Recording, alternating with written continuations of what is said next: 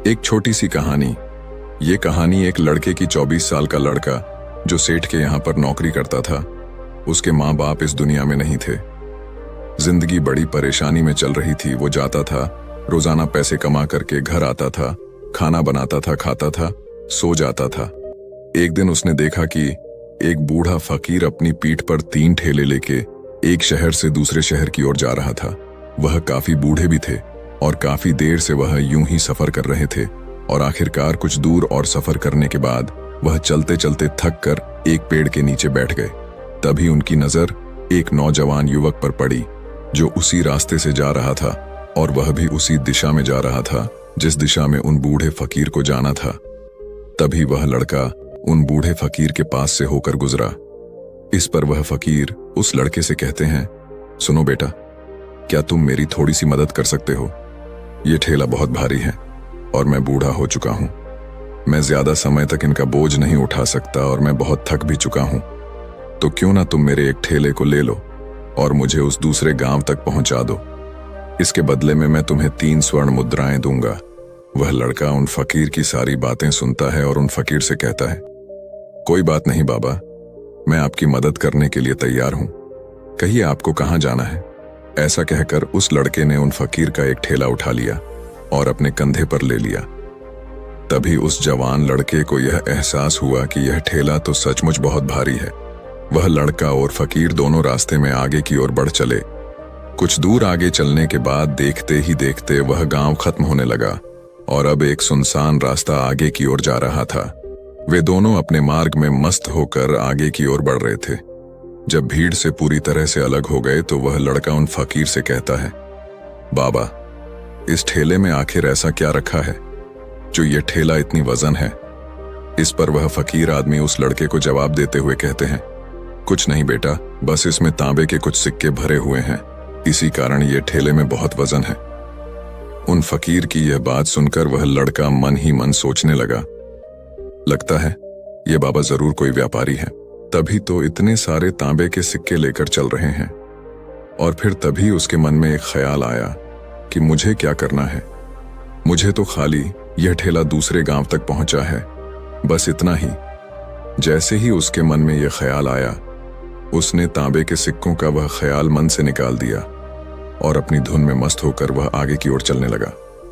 चलते चलते कुछ और समय बीता और वे दोनों एक नदी के किनारे जा पहुंचे। वह लड़का हट्टा कट्टा था और काफी चुस्त और तंदुरुस्त भी था, इसलिए वह बिना सोचे समझे उस नदी में उतर जाता है। किंतु वह फकीर अब भी किनारे पर ही खड़े थे। इस पर वह लड़का उन फकीर से कहता है, क्या हुआ बाबा, चलिए आइए, हमें यह नदी पार करनी होगी, तभी तो हम उस गांव तक पहुंच पाएंगे। इस पर वह फकीर उस लड़के से कहते हैं, मैं जानता हूं बेटा कि हमें यह नदी पार करनी ही होगी, लेकिन जैसा कि तुम जानते हो मैं अब बूढ़ा हो चुका हूं और 2-2 ठेले लेकर मैं यह नदी पार नहीं कर सकता। कहीं मेरा पांव फिसल गया तो क्या होगा? क्या तुम मेरी एक और गठरी ले सकते हो? मैं तुम्हें इसके बदले भी 3 स्वर्ण मुद्राएं दूंगा।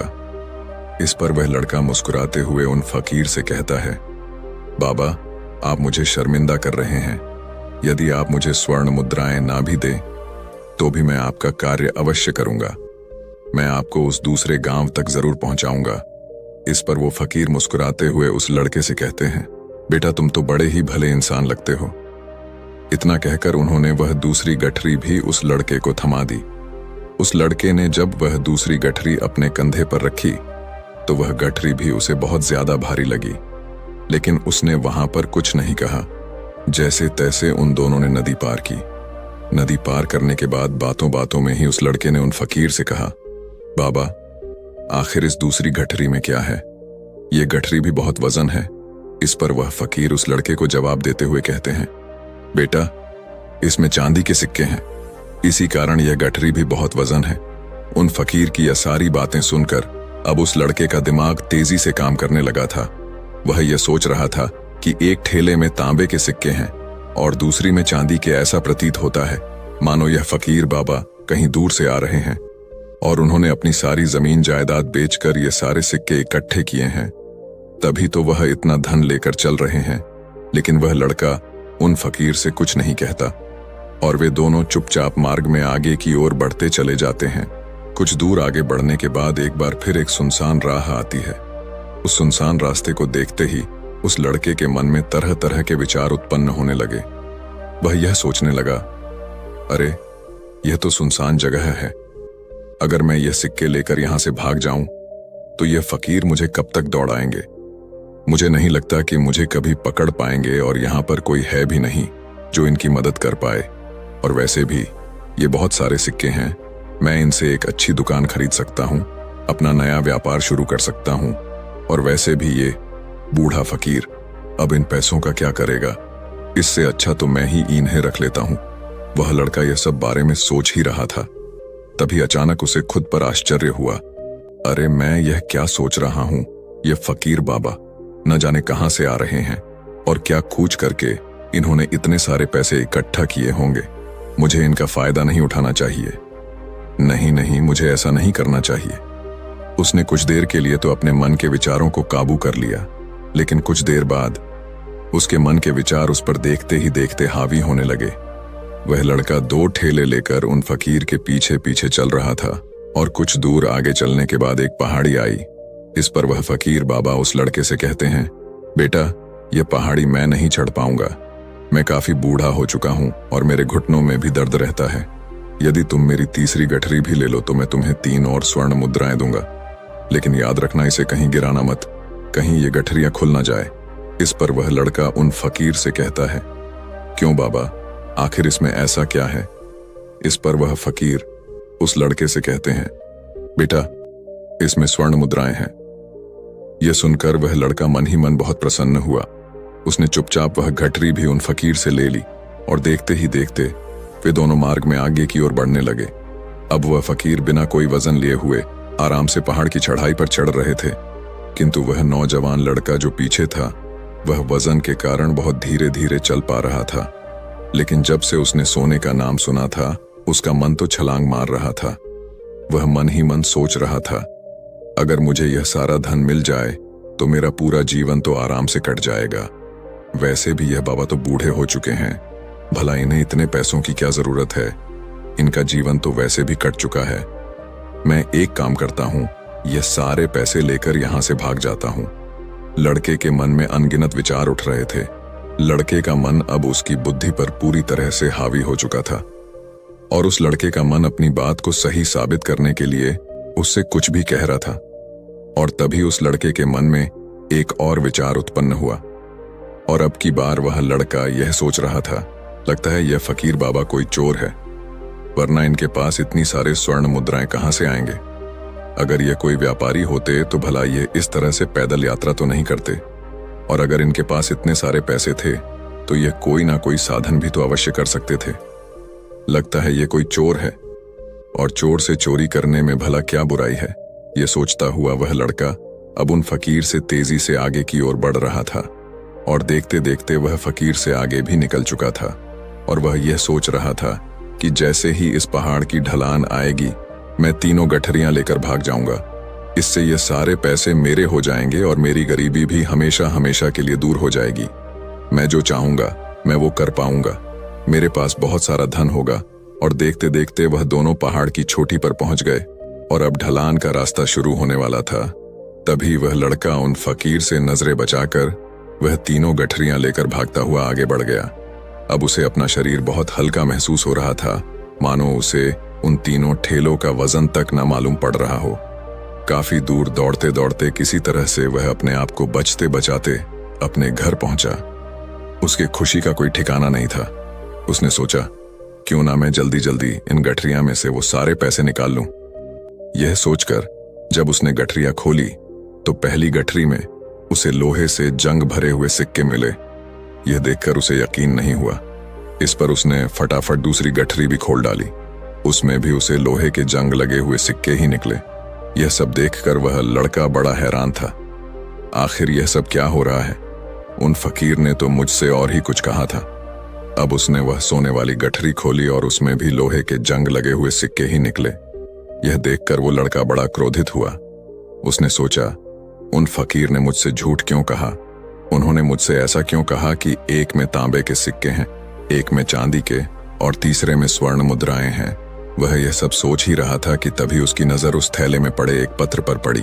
उसने वह पत्र उठाया और उस पत्र में लिखा था, यह पूरा नाटक ईमानदार व्यक्ति की खोज करने के लिए रचा गया है और मैं इस राज्य का राजा हूं।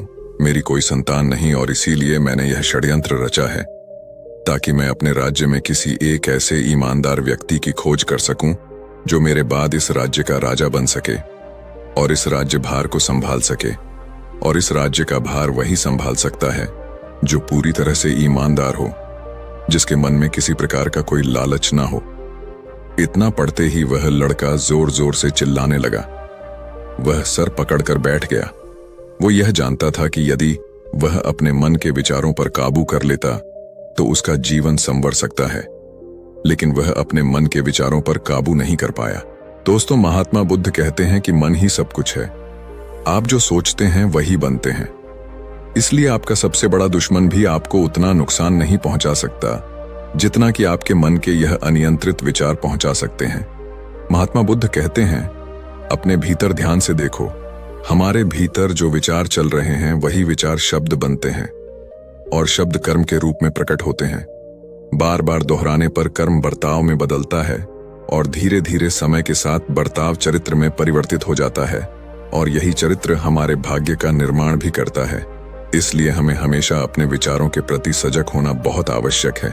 हमें जागरूक होना बहुत आवश्यक है। हमें यह जानना जरूरी है कि हमारे मन में किस प्रकार के विचार आ रहे हैं। आगे महात्मा बुद्ध कहते हैं कि कमजोरी हमेशा छोटे विचार से शुरू होती है। यह एक बीज के रूप में होती है और यदि इस बीज को नष्ट न किया जाए तो यह छोटा सा विचार बहुत जल्द ही एक विशाल वृक्ष का रूप ले लेता है और हमारी बुद्धि की सोचने और समझने की क्षमता को पूरी तरह से नष्ट कर देता है। जिस प्रकार आपने इस कहानी में देखा किस प्रकार उस जवान लड़के का मन उस पर हावी हो चुका था और उसकी सही और गलत सोचने की क्षमता पूरी तरह से नष्ट हो चुकी थी, जिस कारण वह यह समझ नहीं पाया कि उसे क्या करना चाहिए और उसके लालच ने उसके भीतर इतनी ऊर्जा भर दी कि वह तीनों ठेले उठाकर इतनी तेजी से वहां से भागता आगे भी बढ़ गया। इसीलिए जब आपके मन में पहली बार कोई गलत विचार उत्पन्न हो तभी उसे जड़ से उखाड़ देना चाहिए, अन्यथा वह विशाल वृक्ष का रूप लेगा और आपको किसी न किसी गलत राह पर वह ढकेल ही देगा। आप चाहकर भी उसे रोक नहीं पाएंगे। लेकिन अब आपके मन में यह प्रश्न उठ रहा होगा कि हम भला अपने मन के विचारों को कैसे नियंत्रित करें। हमारा मन तो इतना चंचल है, वह इतना शक्तिशाली है कि वह हम पर हावी हो ही जाता है। हम चाहकर भी उस पर नियंत्रण नहीं कर पाते। इसका जवाब में महात्मा बुद्ध हमें दो बातें समझाते हैं। पहली बात, सही इरादा विकसित करो। कई बार आपने देखा होगा कि आपके मन में कुछ और होता है किंतु आप कहते कुछ और है, क्योंकि आपके मन के भीतर जो कुछ बसा है वही आपके मुख से बाहर भी निकल रहा है। लेकिन जब हमसे वह गलती हो जाती है तो उसके बाद हमारा मस्तिष्क अच्छी तरह से काम करना शुरू कर देता है। हमारे सोचने और समझने की क्षमता एक बार फिर से जागृत हो जाती है और ऐसी अवस्था में हमें यह एहसास होता है कि हमसे गलती हो गई है और फिर हमारा मन दुखी हो जाता है। हमारा मन अफसोस से भर जाता है और इस भारीपन और दुख से बचने के लिए महात्मा बुद्ध हमें सही इरादा विकसित करने के लिए कहते हैं। इसके लिए जब भी आप कोई कार्य करने जा रहे हो तो सबसे पहले आपको यह खुद से पूछना चाहिए कि जो कुछ भी मैं करने जा रहा हूं इसके पीछे मेरा इरादा क्या है। क्या मैं दूसरों को दुख पहुंचाना चाहता हूं या दूसरों को नीचा दिखाने जा रहा हूं या मुझे खुद को ऊपर उठाना है। खुद से सवाल कीजिए, खुद को जागृत कीजिए।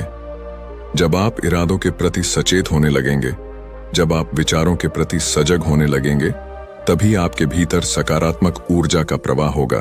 तभी आप सकारात्मक इरादों से जुड़ने लगेंगे और आपके मन के भीतर बसी हुई वह नकारात्मक ऊर्जा और नकारात्मक इरादे दिन ब दिन कम होने लगेंगे। परंतु याद रहे, आपको यह हर रोज करना होगा और आपको यह हमेशा ध्यान रखना होगा कि आपको केवल अच्छा सोचना है। आपके इरादे हमेशा अच्छे होने चाहिए, तभी आप दुख और तकलीफों से बच सकते हैं।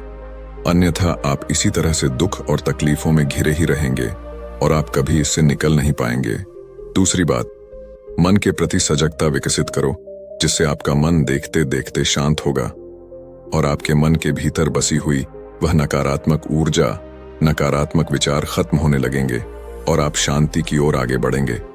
और आपको इसके लिए बस इतना ही करना है कि इस पल में जो कुछ भी हो रहा है, आपकी आंखों के सामने आपके भीतर जो कुछ भी जैसा भी चल रहा है, बस उसे देखते रहना है।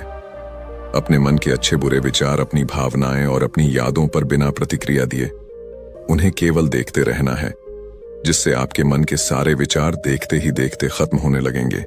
आपका मन खाली होने लगेगा और आप नकारात्मक विचारों से न सोच से बच सकते हैं और आप इन दुख और तकलीफों से भी दूर रह सकते हैं। इसीलिए महात्मा बुद्ध कहते हैं, जो स्वयं को देखता है वही सबसे बड़ा तपस्वी है। अर्थात जो अपने मन में चल रहे उन विचारों को बिना प्रतिक्रिया दिए हुए केवल देखता है और उन पर कोई भी प्रतिक्रिया नहीं करता, बस उन्हें देखता और समझता है, वास्तविकता में वही मन पर नियंत्रण भी कर सकता है और वही अपना जीवन सुखी और खुशहाली तौर पर जी सकता है। इसलिए यदि आप भी अपने जीवन को सुखी और खुशहाल बनाना चाहते हैं, तो आपको सबसे पहले अपने मन पर नियंत्रण साधना ही होगा। अपने मन को खाली करना ही होगा। अपने मन के विचारों के प्रति आपको सजग होना ही होगा। दोस्तों, उम्मीद है कि आपने आज की इस वीडियो से जरूर कुछ ना कुछ सीखा होगा। तो इस वीडियो को लाइक और अपने दोस्तों के साथ शेयर भी जरूर कीजिएगा और हमें ऐसे ही सपोर्ट करने के लिए चैनल को सब्सक्राइब और घंटी बटन को जरूर दबा दीजिएगा। चलिए मिलते हैं फिर अगली वीडियो में। तब तक के लिए अपना ख्याल रखें। धन्यवाद और नमो बुद्धाय।